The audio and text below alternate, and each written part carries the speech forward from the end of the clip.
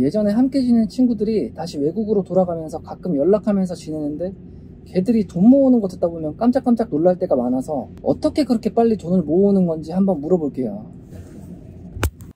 Hey, Hey, every second I make a call, I'm worried. Cause the time difference, you know? no worries, man. What's up? Maybe you gotta go to bed for work soon, so let me get to the point directly. Tell me about it. From now, I'm gonna ask you something private, so if you mind, you don't have to answer about this, okay? You make me awake. Excuse me, man. Anyway, how much money have you saved since you got a job in there, I mean? I work here for 6 years now and saved about 350,000 US dollars. Let me see. What the? How's that even possible? Nothing special. I just manage my money on a weekly basis.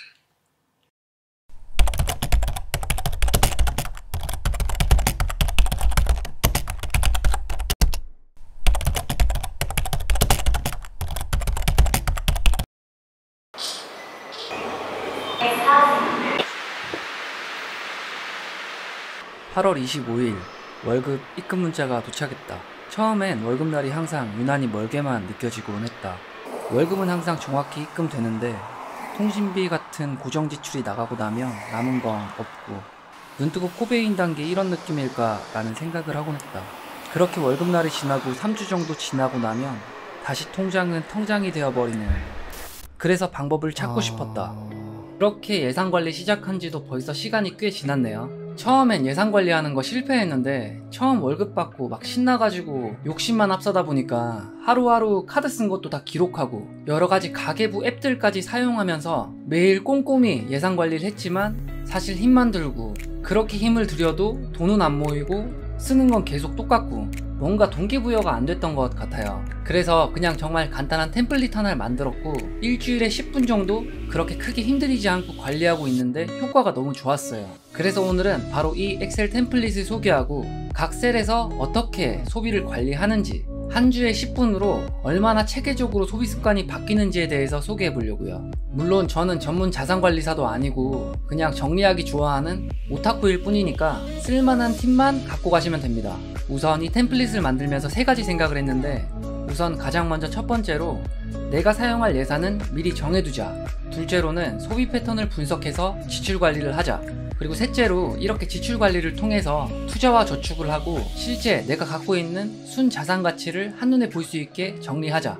그럼 바로 템플릿을 볼게요. 비어있는 이 엑셀 문서는 다운받을 수 있게 설명란에 링크를 달아두었고 자기 기호에 맞춰서 원하는 형태로 가공해서 사용해도 좋을 것 같아요. 우선 가장 먼저 두 번째 시트를 열어서 예산 설정을 해줄게요.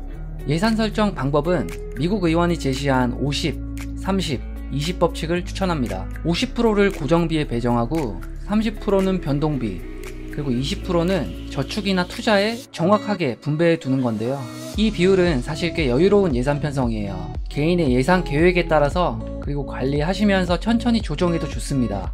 우선 제 수입을 입력해 줄게요. 그리고 고정비 항목들을 개인의 기호에 맞게 채워볼게요.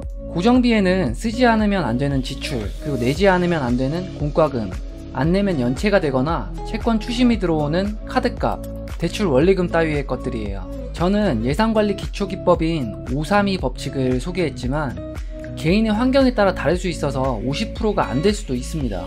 이 경우에 남는 예산은 다른 곳에 쓸 수 있도록 배정하면 됩니다. 하지만 최소 20%는 꼭 따로 저축에 쓸 수 있도록 정해두도록 해요. 이렇게 셀의 비용을 입력하면 주 단위 고정비용이 계산됩니다. 그럼 첫 번째 그리고 세 번째 시트에 기본적으로 예산관리안이 만들어지는데요. 이제 여유롭게 사용할 수 있는 예산이 30% 이상 남았어요.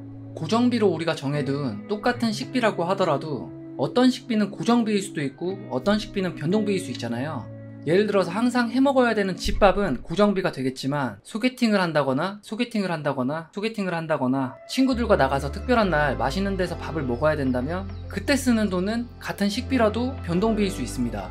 고정비만으로 하루하루 살기엔 너무 팍팍하고 여유는 앞으로 조금 더 열심히 일하기 위해서도 필요하다고 생각해요. 이제 일주일에 한 번 10분만 투자해서 이 템플릿을 최신화해주면 됩니다. 주 단위로 돈 관리하는 이유 역시 간단해요. 브라더. Yes. 나 지금 영상 녹음할 건데, 간단하게 뭐 좀 물어볼게. Okay. 외국 애들이랑 얘기하다 보니까 주 단위로 돈 관리를 하는 습관이 있어갖고 돈을 빨리 모으는 것 같더라고. 너는 지금 월급 받지 않냐? 월급제인데 진짜 돈은 우리가 2주마다 받지. 2주에 한 번씩 받구나. 막 보면은 막 1주에 한 번씩 받는 애들도 있고 2주에 한 번씩 받는 애들도 있고. 급여 체계가 상당히 다르구나. 그치. 근데 이제 2주마다 받는 게 제일 보편적이지. 오케이, 땡큐. 이거 녹음한 거 쓴다. 오케이. 한국에서는 직장인들을 막 월급쟁이다 이렇게 얘기할 정도로 월급에 대한 개념이 강한데, 유럽이나 외국 같은 경우에는 2주 그리고 주 단위로 급여를 받는 경우도 굉장히 많거든요.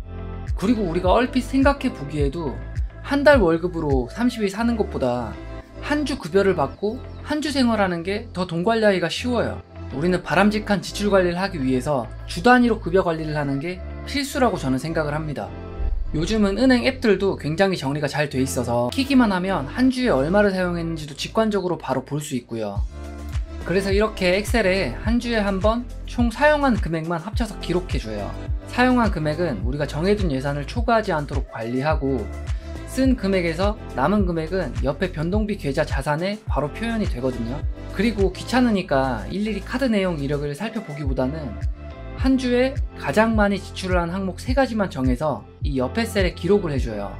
가장 많은 지출을 한 항목들을 이렇게 한 달에 한 번 정도 리마인드 해주는 것만으로도 소비 패턴이 굉장히 많이 바뀝니다.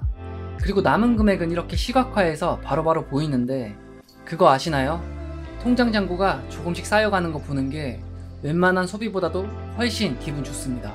그리고 남은 20%, 우리가 저축이나 투자에 예산 편성해둔 부분인데, 흔히들 주변에서 듣다 보면 한국에서 돈 버는 가장 쉬운 방법이 부동산이다 뭐 이런 얘기를 많이 하시는데, 결국 저는 한국에서 부동산 사는 방법은 3가지라고 봐요.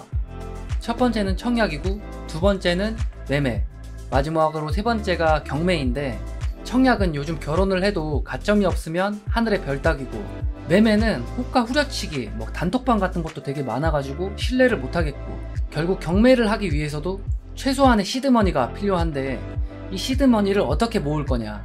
저는 이 남은 비용을 저축에 분배를 해두긴 했지만 결국 주식을 하고 있는데요.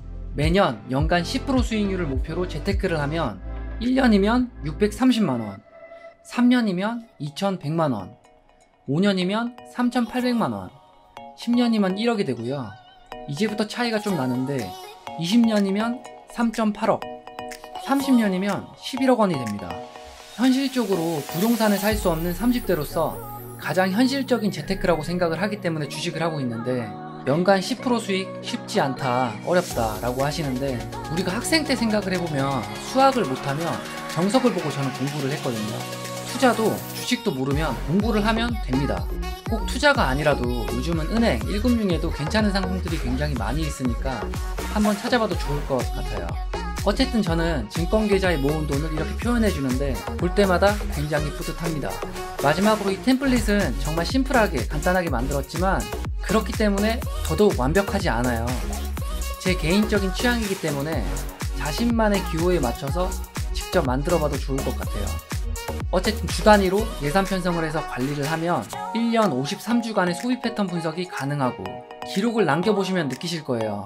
이 5대 3대 2의 패턴이 점점 바뀌어간다는 걸요. 저는 그래서 이렇게 돈을 모으고 있네요. 영상 보시는 분들도 조금 더 효과적으로 예산 관리 하시기 바라고, 출근 노예인 저는 다음 영상에서 또 인사드리겠습니다. 안녕.